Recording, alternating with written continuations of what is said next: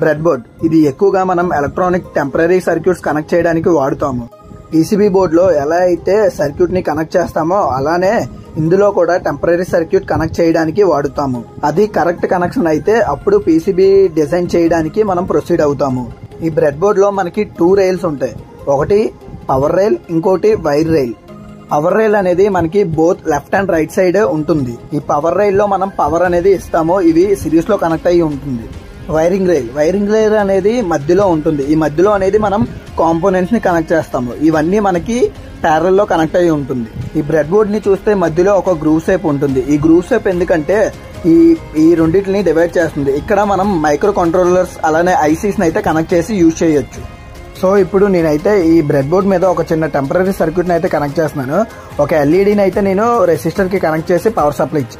So ఈ bread board ని ఎలా యూజ్ చేయాలో అర్థమైందని అనుకుంటున్నాను. అర్థం కాలేదా? మళ్ళీ చెప్తా విను.